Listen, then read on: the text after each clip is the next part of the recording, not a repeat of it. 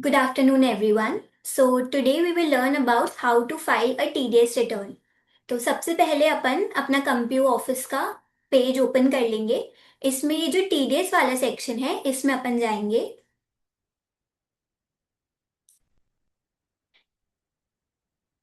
फिर जिस भी पार्टी का अपन को TDS फाइल करना है अपन उसका नेम सर्च करेंगे।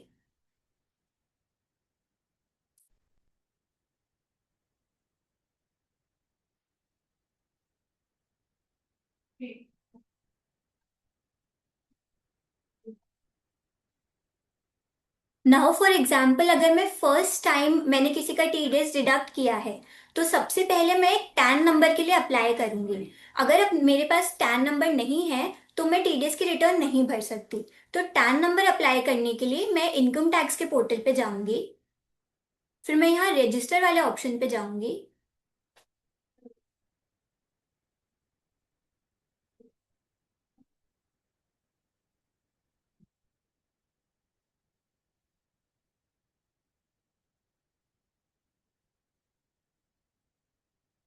फिर अब मुझे मेरे टैन नंबर से इनकम टैक्स पोर्टल पे रजिस्टर करना है तो मैं यहाँ अदर्स वाले ऑप्शन पे जाऊंगी। फिर मैं यहाँ कैटेगरी में सिलेक्ट करूंगी टैक्स डिडक्टर एंड कलेक्टर। फिर जो भी मेरे ऑर्गेनाइजेशन को टैन अलॉट हुआ है मैं यहाँ वो टैन नंबर लिखूंगी और उसको वैलिडेट पे क्लिक करके कंटिन्यू करूंगी। फिर ये बेसिक डिटेल्स आपसे मांगेगा जैसे एड्रेस ऑफ द ऑर्गेनाइजेशन, जो साइनिंग पर्सन है उनकी डिटेल्स, और फिर अपना इनकम टैक्स पोर्टल पे अपने टैन से अपना अकाउंट क्रिएट हो जाएगा। उसके बाद मैं सेम ऑर्गेनाइजेशन के पैन नंबर से लॉग इन करूंगी।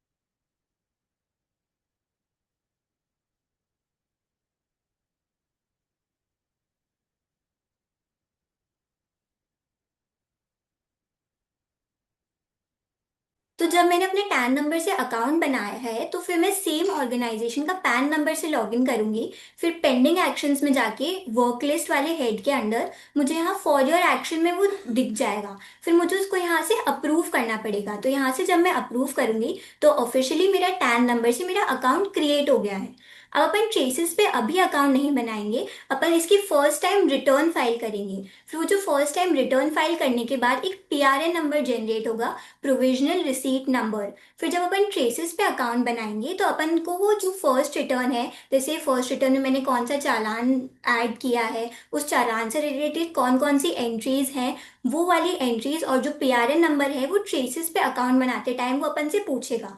तो ट्रेसेस पे मैं अभी फिलहाल के लिए कोई अकाउंट नहीं बना सकती हूँ। तो ये अपना अभी इनकम टैक्स पोर्टल पे अकाउंट क्रिएट हुआ है विद अ टैन नंबर। अब मुझे रिटर्न फाइल करनी है तो मेरा ये वाला पेज ओपन होगा सबसे पहले। इसमें पहले अपन असेसमेंट ईयर चेंज करेंगे जो है अपना 26-27। इसके बाद अपन क्वार्टर सिलेक्ट करेंगे तो जैसे अगर मैं फोर्थ क्वार्टर फाइल कर रही हूँ, फिर अपने चार टाइप के फॉर्म्स होते हैं। फॉर्म नंबर 24Q, इसमें अगर मैंने किसी भी इंडिविजुअल का 192 में TDS डिडक्ट किया है जो सैलरी वाला होता है तो मैं फॉर्म 24Q भरूंगी। अगर मैंने अदर देन 192 TDS डिडक्ट किया है जैसे कि 194J में किया है, 194C में किया है, 194Q में किया है, तो मैं फॉर्म नंबर 26Q फाइल करूंगी।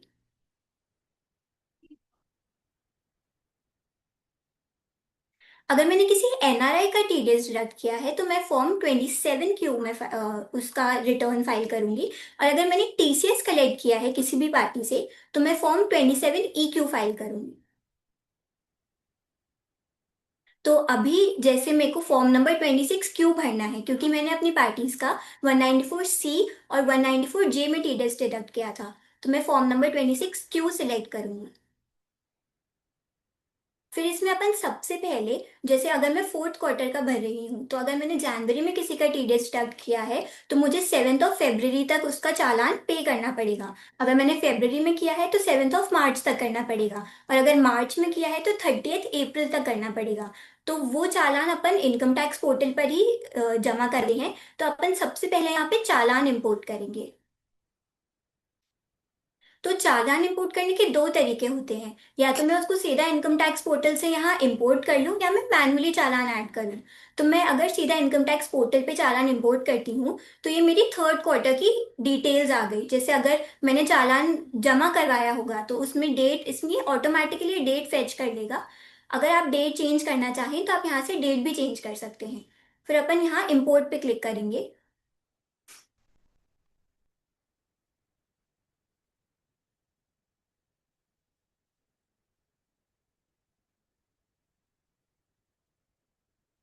अब यहाँ मुझे दो चालान्स दिख रहे हैं, एक अंडर सेक्शन 194C और 194J। तो मैं, मेरी पार्टी ने मुझे जो भी डिटेल्स भेजी हैं मैं उनसे चेक कर लूंगी। अगर यहाँ कोई चालान मिसिंग है तो अपन उनको मैन्युअली ऐड कर लेंगे, वरना अपन सीधा यहीं से वो चालान इंपोर्ट कर सकते हैं। पहले अपन इनको सिलेक्ट करेंगे, फिर अपन सीधा इंपोर्ट कर लेंगे यहीं से।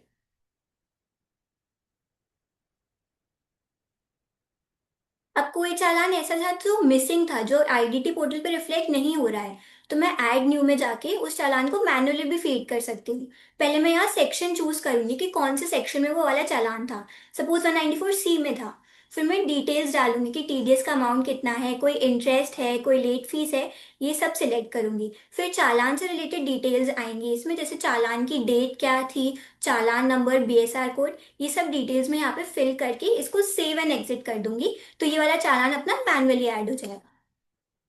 फिर ये वाले चालान, मेरे मेरे सारे चालान यहाँ पे दिखने चाहिए, क्योंकि अगर जब तक अपने चालान इंपोर्ट नहीं होंगे तब तक अपन टीडीएस की एंट्री सारी नहीं कर पाएंगे।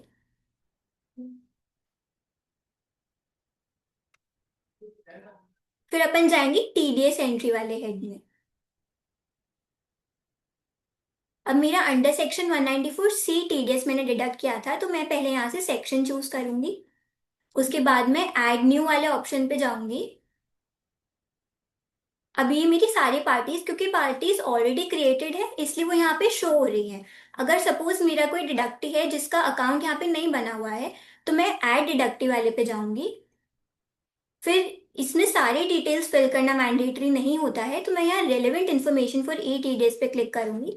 फिर अब मेरा डिडक्टी का नेचर क्या है, वो इंडिविजुअल है, एचयूएफ है, फर्म है, वो अपन यहाँ से सिलेक्ट कर लेंगे। फिर अपन नेम डालेंगे, first name, like for example मैंने अपना नाम डाल दिया यहाँ पे।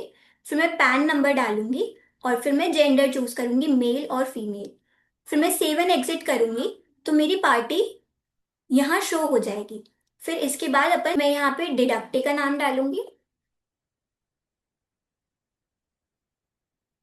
फिर यहाँ पे मैं डेट डालूंगी। फिर मैंने उस पार्टी को कितना अमाउंट पे किया है मैं उसका अमाउंट डालूंगी। अब 194G में 10% की रेट से टीडीएस डिडक्ट होता है, तो ये ऑटोमेटिकली कैलकुलेट हो गया है। फिर मैं इसको चालान से एडजस्ट करूंगी एंड उसको सेव कर दूंगी। इसी तरीके से अब अपन अपनी सारी एंट्रीज कर लेंगे, जो भी मैंने चालान पे किया है उससे रिलेटेड जितनी भी एंट्रीज हैं उसको मैं यहाँ पे डाल दूंगी। फिर एग्जिट करेंगे अपन। अब मुझे देखना है कि इस मेरी रिटर्न में कोई एरर तो नहीं है, तो मैं उसके लिए ई टीडीएस रिटर्न पे जाऊंगी। सपोज मैंने कोई पार्टी नई फॉर्म करी है, मैंने कोई नया डिडक्टी ऐड किया है, तो उस केस में उसका जो पैन नंबर होता है वो अपन को ट्रेसेस से वेरीफाई करना होता है। अब ये मेरी जो मेरे इसके पहले वाले क्वार्टर की रिटर्न की डिटेल्स थी वो यहाँ पे शो हो जाएंगी। मैं इसको यहाँ से कंटिन्यू करूंगी।